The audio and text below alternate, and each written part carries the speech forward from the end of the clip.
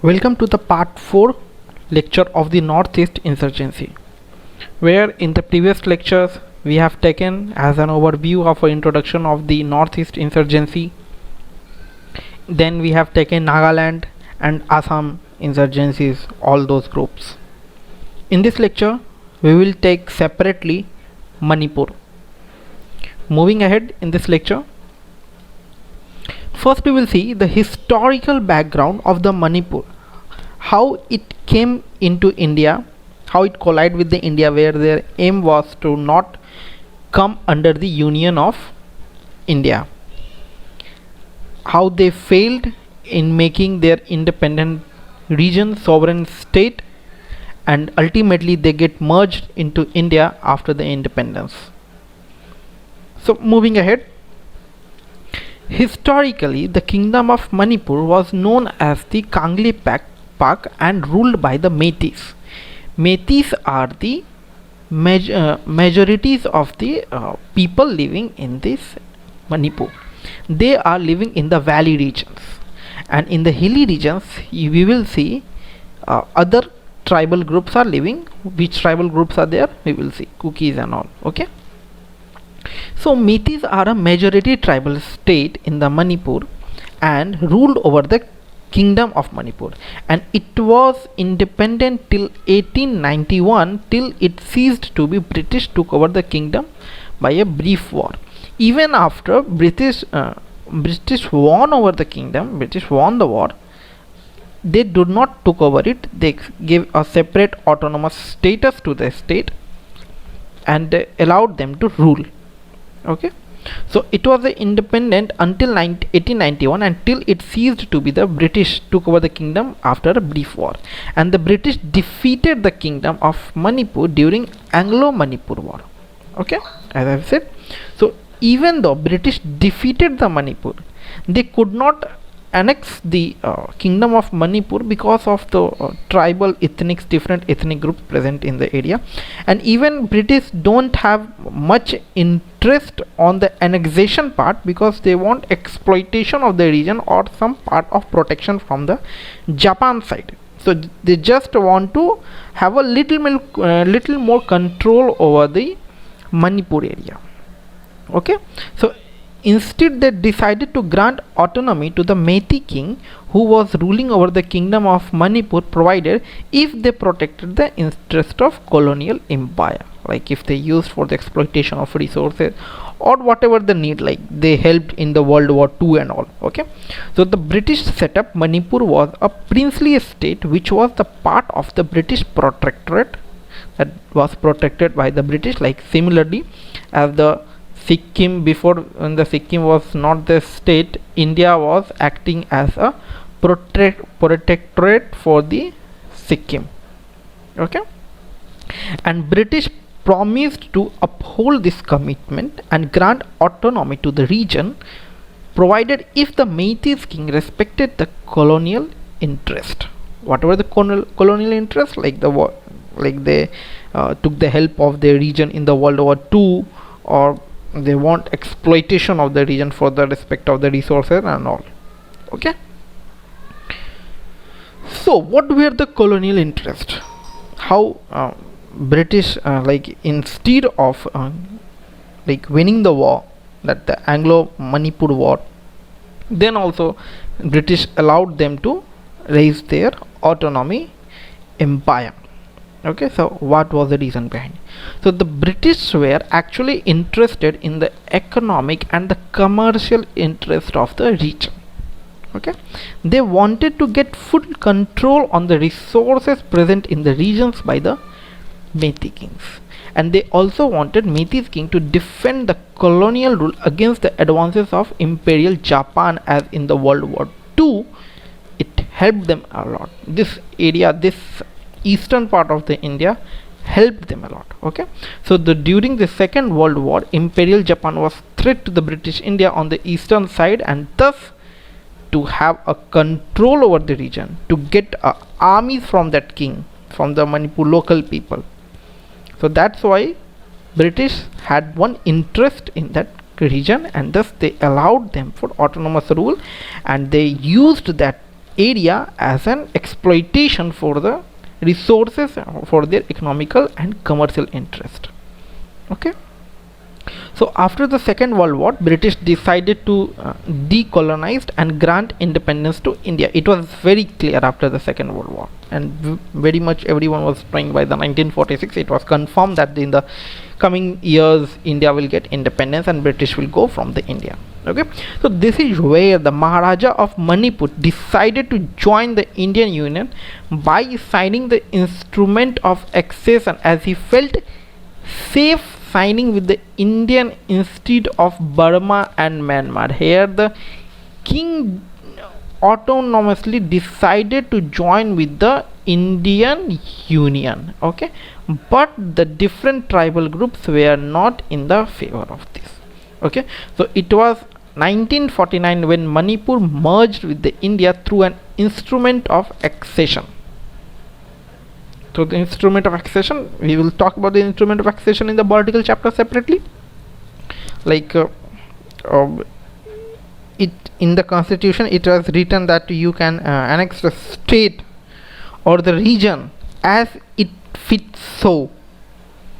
Similarly, as the Sikkim was adopted, after that the assembly was provided to Sikkim. Then again they want the representative in the parliament of the India. Then ultimately the Sikkim was the part of India. So similarly here the instrument of accession played, which was signed by their king, but this merger was resisted by many tribes and the communities within the state of Manipur.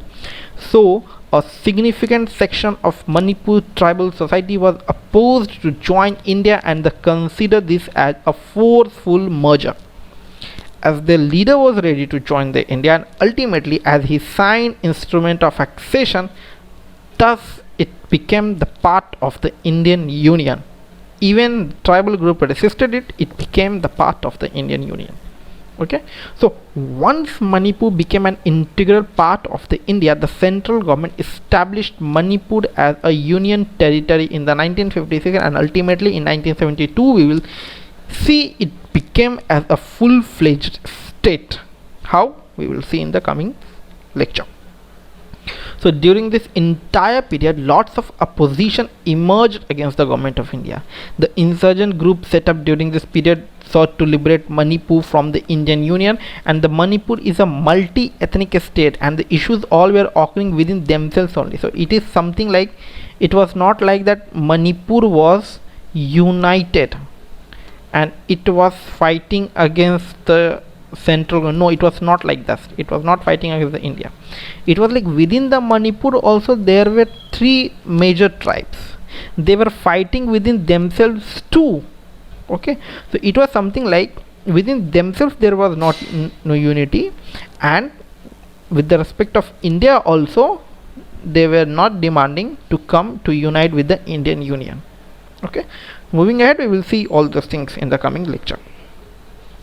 So what are the ethnic groups present in the Manipur? How we classify? What are the major ethnic groups present in the Manipur? So the major are the Meiteis, Nagas and Kukis, and within the Meiteis we will see Meiteis Muslims, Nagas and Kukis. Okay, we will see in the session that the Nagas and Kukis are living in the hilly areas. Okay, and the Meiteis, that these two Meiteis are living in the valley areas or the plain areas. Okay, now what happened? The majority of the population in the Manipur are the Meiteis, and these Nagas are on the less number, so they have got some protection in the Schedule 6 by the government, and similarly Meiteis has not received any protection because it has taken as a dominant one.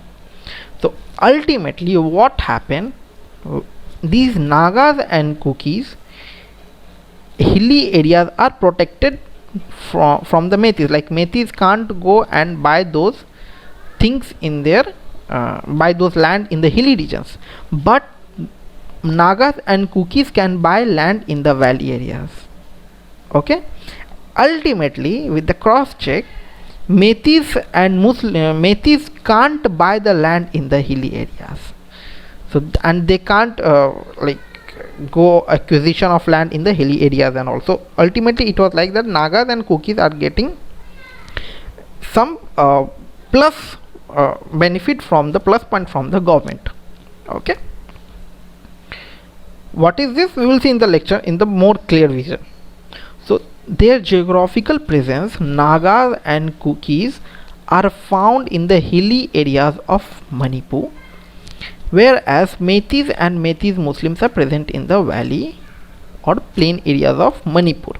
You will see in the center of some on the regions. Ultimately, this has become a problem, that the main one of the major problem of formation of the insurgent groups is the acquisition of land only. Land is the one of the major problem in Manipur because of the protection given under the Schedule 6 to the Nagas and the Kukis. Okay, so moving ahead.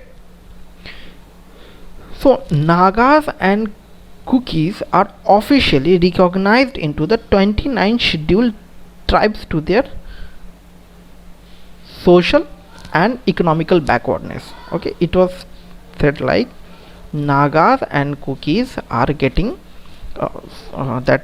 recognized on the 29 scheduled tribes and giving their social economical background, thus they will get some liberty from, or some protection from the government. So they have been recognized as a special privilege and provisions offered by the government of India and government of Manipur, but these special privileged and provisions were resisted by the dominant tribes called Meiteis. So ultimately Meiteis will not get this special privilege.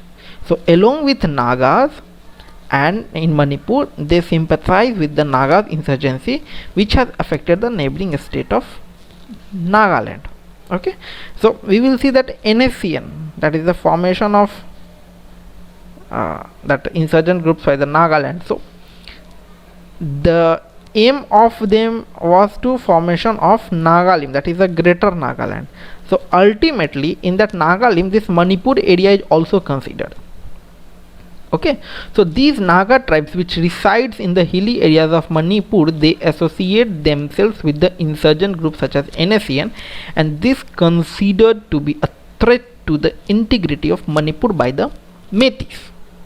Okay, so this final objective of Naga insurgent group is to set up Nagalim, as I've said, or Greater Nagaland, which will integrate all the Naga inhabited areas just in Nagaland, and but also in Assam, Manipur, Arunachal Pradesh and Myanmar. Like these areas also have some part of Nagaland.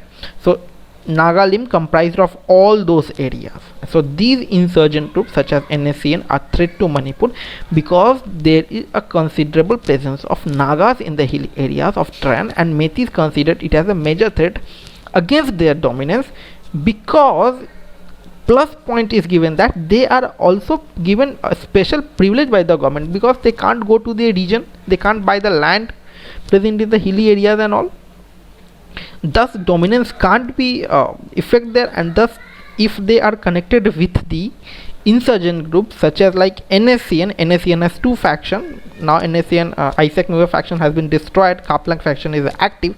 So if they get joined hand with the Kaplang faction, so ultimately what will happen, like if their dominance, like if they dominate those regions of the hilly areas, so ultimately this can be tackled down, but the protection given under the special privilege by the government of India and the Manipur is a barrier for them, and thus this kind of special privilege create a problem for them, make that misery for them, and thus this will ultimately lead to insurgent movement.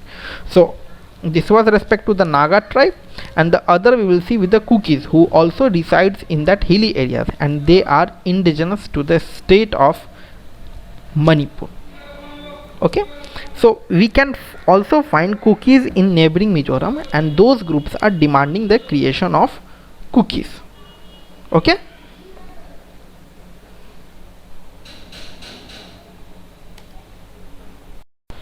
sorry for this small glitch. So we can find Kukis in neighboring Mizoram, and these groups are demanding the creation of Kukis land. So So these demand of Kukis are also seen by threatened by the Meiteis. So Meiteis are disturbed by the Nagas only, Nagas also, and the Kukis also. Nagas has the separate group like NSCN. Similarly, Kukis are demanding for the Kuki land. So these groups of demanding creation of Kukis, so these demands of Kukis are seen as a threat by Meiteis because this would be threaten their dominance in the state of Manipur, and there also exists a great deal of the rivalry between the Nagas and Kukis within the state of Manipur. So within themselves also there is not unity. Within themselves also the fight is going on. Okay, so that's why this is also one of the reason for this kind of insurgent movement, or that of unity in the Manipur. So the Meiteis has a grievance that the Nagas and Kukis have received a preferential treatment by the government of Manipur and the government of India, as a special privilege has been provided to them. So this is because of their tag as the scheduled tribe, and the government has taken that the Meiteis are the dominant tribe, so we can't include them as a scheduled tribe. So as government considered Meiteis and Meiteis Muslims are more advanced, thus they will not be counted under the scheduled tribe. Hence they were not recognized under the scheduled tribe, and Meiteis can't purchase. The one important thing that I said in the starting only, that Meiteis can't purchase the land in the hilly areas as they are protected for the Nagas and the Kukis, whereas on the other hand these Nagas and Kukis can buy the land in the valley areas and they are living in the hilly areas too. Okay, so this became the issue of conflict. It should be like that. It may also, they should not be allowed to buy the land for the valley areas also, but instead of, they are allowed to buy the land in the valley areas and they are living in the hilly areas, but the Meiteis are not allowed to buy the land in the hilly area. So this is the matter of concern and the conflict between them.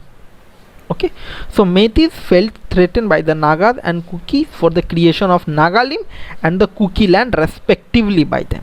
Naga by the Nagalim and the Kuki by the Kuki land. Okay, so these demands received support from the neighboring states like the Nagaland and the Mizoram, helping Kukis. Okay, so because of some insurgent groups are also helping in their fulfilling of the demand or the creation some violence in those areas. Okay, so what are the surroundings of the Manipur? We will see. So Manipur shares border with the which state? Nagaland on the north and Mizoram on the south, and the southwest we will have a Manipur. Let's see, I have attached I have attached. See, in the north we have Nagaland. In the that is west, northwest we will see, or the west, Assam is there, and then in this south we will have a Mizoram, and in this here we will have Myanmar border. Okay, so all have a support, like Myanmar will help in, if there is insurgent group emerge, then Myanmar will help in providing the arms and the weapons. It will act as a safe haven for them. Similarly, Naga is helping in for the NSCN movement in the creation of Nagalim. Okay, so this is the geographical region of the Manipur. So moving ahead in the lecture, so this enables the insurgent like that is in the border with the Nagaland on the north, Mizoram in the south here, and the southwest we will have a Manipur. Or southwest? No, southwest is Assam. Sorry, it is wrongly mentioned. So southwest is your Mizoram, this is west is your Assam, and north is your Nagaland, and in the that is eastern side we will have a Myanmar. Please ignore this part. Okay, so this enables the insurgent movement from those neighboring states and the Kukis and the Nagas inhabit both sides of the border, having cultural affinities because they have a cultural differential between them. So while Meiteis want territorial integrity of the state to be maintained, and Kukis and Nagas are calling for the separate administrative arrangement in the hill. So these both are demanding, that is Kukis and these Nagas are demanding for the separate administrative in the hilly areas. Okay, and these Meiteis are demanding for the territorial integrity of the state, like they wanting their separate one, like they want also a special privilege or treatment like that situation, but this is not provided by the government of India. Okay, so that's what we are saying, that is a problem coming emerged, and this will lead to an emergence of the insurgent movement. So if we club the issue of the Manipur for insurgency movement, it is only of two issues. In the starting only I have said the two issues, one is the land resources and the another is the struggle for their identity. Meiteis are saying we are the dominant, these Kukis and the Nagas are getting special privilege, and Kukis and Naga are demanding for the separate administrative as their separate identity. Okay, so the fight is between the land resource and the struggle for identity, that is the internal rivalries between the Naga, Meiteis and the Kukis. That is the explanation for the identity one. Okay, so they have mainly targeted the government of India, Indian Army and the Assam Rifles. So they have made Assam Rifles under the MHA and all, so they have made a conscious decision of not targeting the state police because they are getting benefit from them. They are getting popular support from their for their movement by the state police, because the state police are the local people only. Okay, so they normally they do not target the state police. So moving ahead, so recently, like in past, like the violence has reduced, but tension is continued to be active, and they pose a threat to the India's internal security, because that the we have seen a major insurgent group emerging from the Manipur also, and the neighboring state also have an active insurgent group. So thus this is a threat to the India's internal security, and we will see the MHA may also center will also show the interest in countering those insurgent groups. Okay, so first we will see the insurgent groups activated in Manipur is the UNLF, that is United National Liberation Front, this one. Okay, so this set up in 1964 and supported by the Meiteis and opposed the integration of Manipur into the Indian Union. So they want separate from the India. So ultimately, if this is the demand, it won't be accepted. And ultimately it is also opposed to the Naga tribes which inhabited the hilly areas, and opposed to the creation of Nagaland, that is the greater Nagaland. Thus the intense rivalry happens between the NSCN IM and the NSCN Kaplang faction. Now NSCN IM is not present right now. NSCN Kaplang faction is still active. Okay, so the intense rivalry happened between the NSCN Isaac Muiwa faction and the NSCN Kaplang faction, that is still active and considered to be the security threat of government of India. If you want to read about the NSCN IM and NSCN Kaplang faction, go to the Nagaland video lecture, you will find it. Okay, so now another group of the People's Liberation Army, that is the PLA, that was formed in the 1978. These are not much active, but this was the one of the point of focus that I've mentioned here. Then People Revolutionary Part of Kangle Park, that is pre-Park in the short form. It was formed in the 1977. This is before this one. And this Kangle Park Communist Party KCP was formed in the 1980, and the Kangle Yoval Kana Loop, that is KYKL, formed in the 1994. We will see here in this lecture about KYKL. So all these outfits responsible for the large scale violence in the state, and the India believes these outfits are backed by the intelligence agency of China using Myanmar as a base. Till today, NSCN Kaplang faction is getting safe haven in the Myanmar, and the intelligence Bureau intelligence input said that they are getting support from the China by the smuggling of drugs, weapons, money and all. So Manipur shared direct boundary with the Myanmar, as I've shown in the map. An insurgent group has further raised money by the extortion, kidnapping and illegal taxation.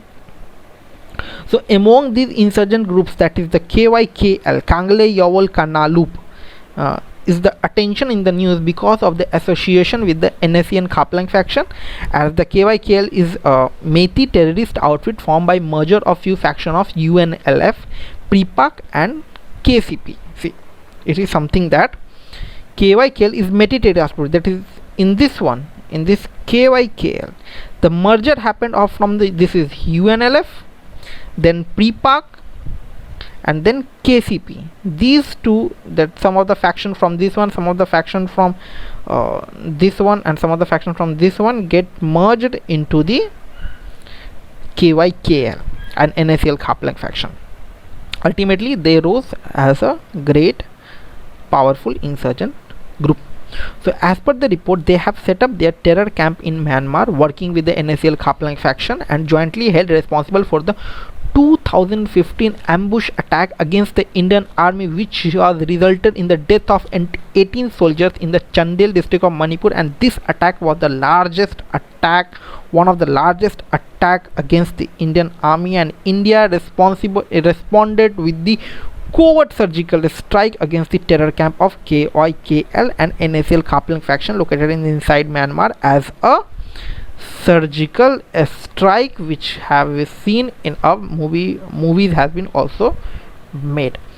But this surgical strike comes into a conflict after this one, because Indian Prime Minister or the Indian ruling political party bring this surgical strike in the public domain, but the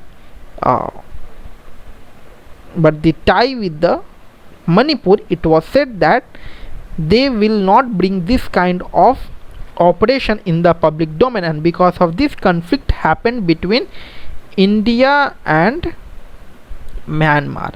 Later they sought it out, but this rose the conflict between the India and Myanmar because they bring out the surgical strike in the public domain and they started to take the credit for the surgical strike.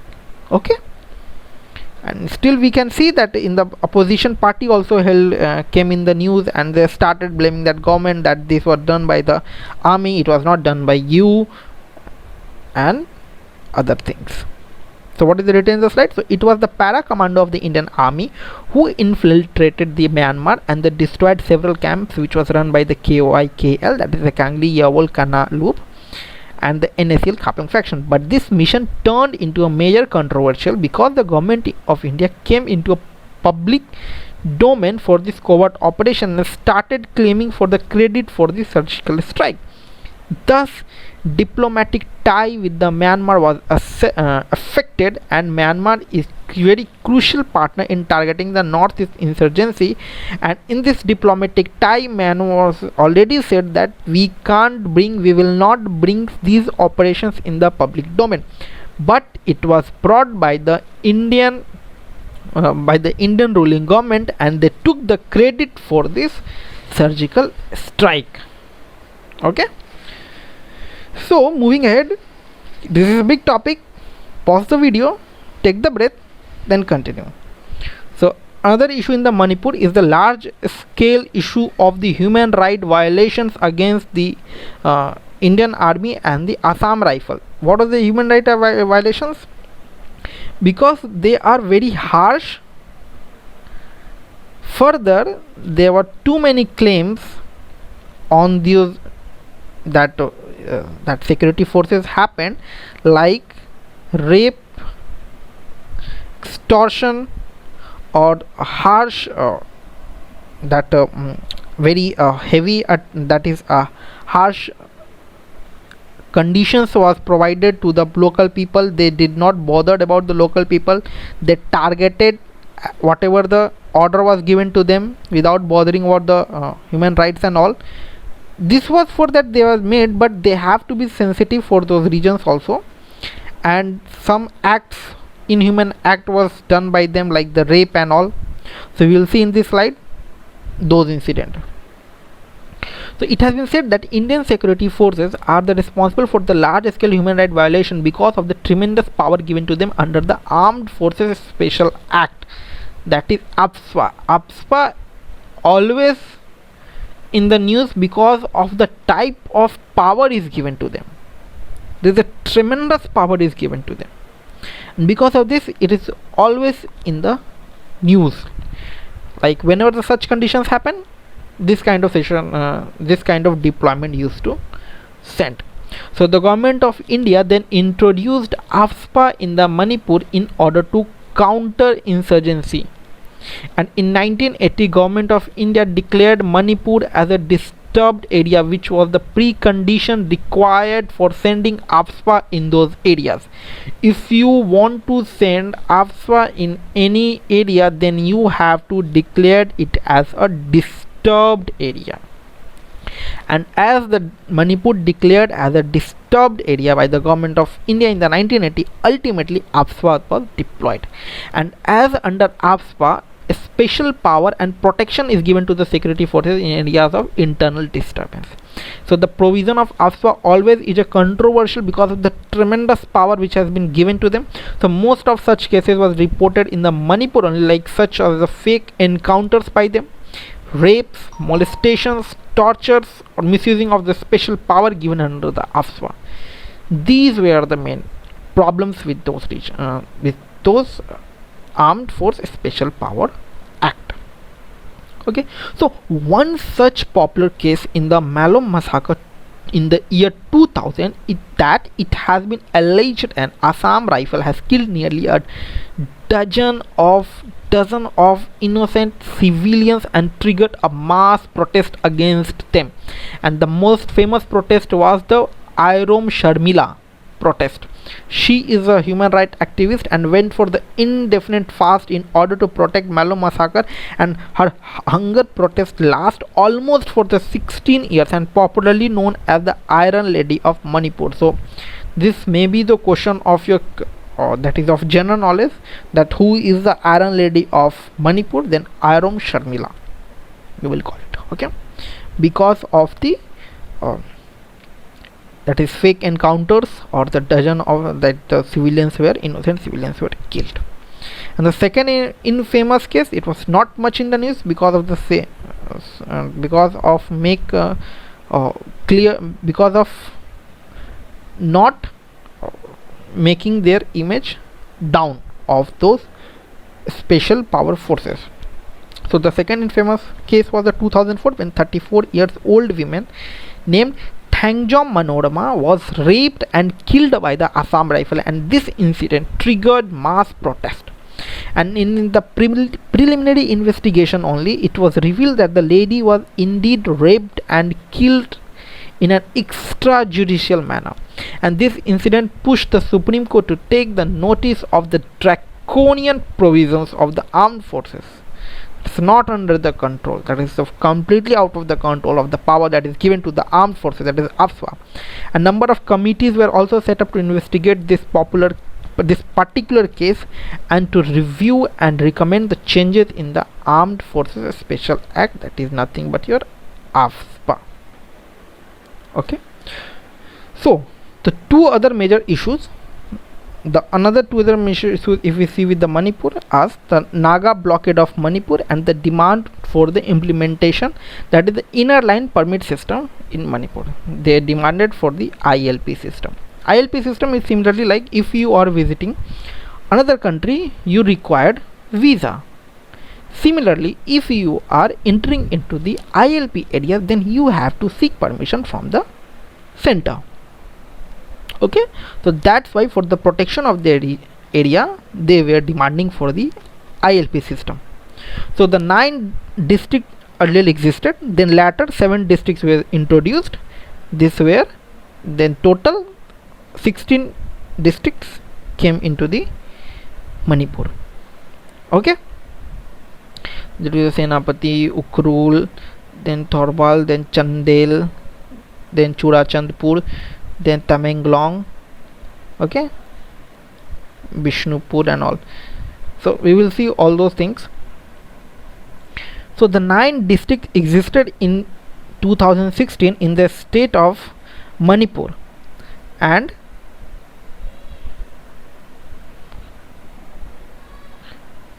seven new districts were added. So total 16 districts are present right now. So the Tamenglong, Senapati, Ukhrul, Chandel are hilly districts dominated by the Naga tribe. Which are those regions? Tamenglong, Senapati, Ukhrul and Chandel. Okay, so these 4 regions are the hilly districts that are dominated by whom? That were dominated by the Nagaland, and ultimately these Nagaland want these regions under the Nagalim. Okay, now Chandpur districts are also a hilly district that is dominated by the Kukis. This one, Chandpur, is dominated by the Kukis. Okay, so in the center valley, now in these regions, in the central valleys, we will see that Meiteis are present. So in the north, Nagaland, west Assam, south is Mizoram, and east is your Myanmar present. This is your border area. That in the earlier slide it was written wrong. I have cut that thing also. So the Naga tribes in Manipur was supported by the NSC. NSC in both the faction, Isaac Miwa faction and the Khaplang faction. Now Isaac Miwa is not active. Now the Khaplang faction is active, which has got safe haven in the Myanmar and getting support from the China. So the Naga tribes in Manipur was supported by the NSC in both the faction and targeted the Kukis in the Chandpur district, which believing that it should be also a part of the Nagalim. So Naga tribes are attacking the Kukis also, because they think that this is also a part of the Nagalim.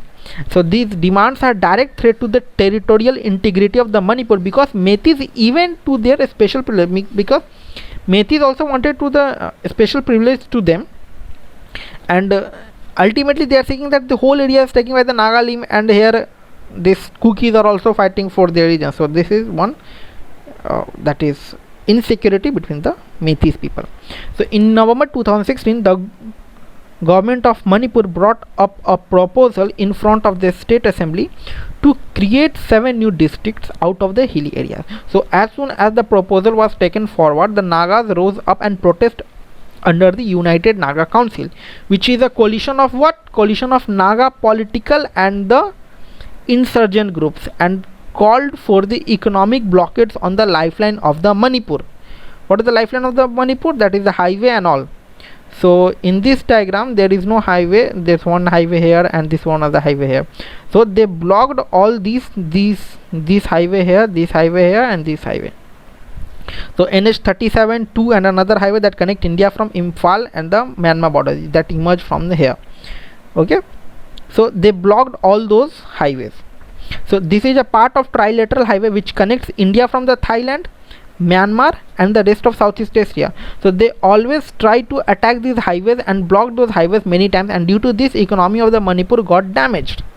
So ultimately, so due to this economic blockage which lasted till March 2017, which started from the that is 2016, which lasted to 2017, the prices of all the essential items were brought up because there was blockage in the highway system, that is the national highway.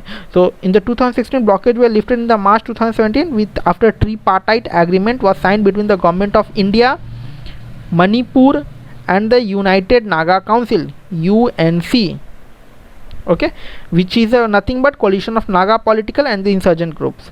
So further 7 districts were added, and that Naga that is hilly areas of Manipur, and today total 16 districts are present in the Manipur, we will see. Okay, so now the last topic we will see, that is ILP. I have explained, I have given you the brief of the what is the ILP area, just here the introduction part of it. So if we see what is the ILP, so it is an official travel document issued by the government of India, similarly like the visa for the foreign countries, by the government of India to grant inward travel of an Indian citizen into a protected area for a limited period. So the restriction is not a violation of the fundamental right. It may be a question Why this restriction is not a violation of fundamental right? Because it is a reasonable restriction, because the protection of the certain kind of tribes and all. That's why it is not a violation of a fundamental right.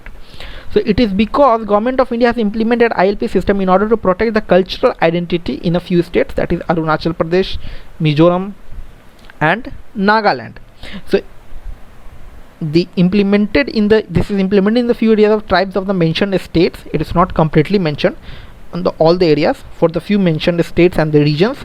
So it was first implemented by the British in the Naga area to protect their commercial interest, particularly in the oil and tea plantations. So post independence, Government of India changed this mechanism of ILP, not using for their commercial interest. They used to protect this ILP system for their cultural identity of the few tribes from the outside. The outsider means the citizen of India only. Maybe the foreigners who want to look, but this is the ILP you want to take, similarly like the visa for the other countries. So since many years, Meiteis in Manipur were demanding for the ILP on the same line of ILP system which is already placed in the Arunachal Pradesh, Mizoram and the Nagaland. So this demand faced huge violent protest in the 2015 in order to protect their land rights in the valley areas, because they can't buy land in the hilly areas, but this Naga and the Kukis can buy land in the valley areas. So because of the protecting their land, they were demanding for the ILP, as the Nagas and Kukis were allowed to purchase this land valley areas, where they were not allowed to purchase the hilly areas lands and protected under the scheduled tribe status. Okay, explain. I think you have understand. It is in the basic language I have written. So the history of ILP in Manipur. So these protests of Meiteis were demanding inspirations from the history of, that is inner line permit from the Manipur only. Actually it was like that. In 1950 the ILP was implemented as a part of colonial policy, and it was removed then Commissioner of Assam, because thus Meiteis were actually at the time it was a part of Assam only. So thus Meiteis were demanding for the reintroduction of ILP. Actually it was present there. Now the Commissioner of Assam removed it. Okay, so but these are the constitutional legal hurdles in implementing the ILP system, that there are some, like these areas are should be as the scheduled tribes should be there. So these are the conditions required for the ILP. So because of, if these conditions are not met, so government can't implement ILP in those regions. Okay, so this regions is that the Manipur is not like the official tribe. A state like Arunachal Pradesh, Nagaland and Mizoram, where the ILP system has already been implemented, like it is not like the official tribe. This is the condition that is not getting fulfilled for the Manipur region, that is for the Meiteis region. Okay, and due to this ILP is not getting implemented in the Manipur. So the Kukis population further oppose the ILP system of Meiteis too. They are also opposing the other groups. It is obvious they will oppose, and the major part under the control of the hilly areas is under the Naga. Okay, Kukis have only in this Churan Chandpur areas only. Okay, so I hope you have understand this lecture. I have explained in a very easy term, very easy language. The language written in the slides are also very easy. Please subscribe the channel, because it is a form of payment you are making me. If you have any doubts, suggestions, if you want PPT lectures or you want any on-demand video lecture, please feel free to ping on my Twitter handle. Thank you.